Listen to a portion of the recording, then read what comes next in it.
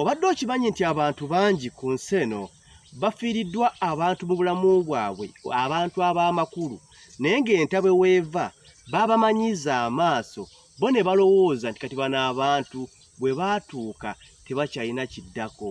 Oyina ajerega, n'afutyanka, n'alangira, n'ayendeguza, olw'okuba munnange alaba ono waali, era ng'amulaba ng'omukadde atakyalina lugendo.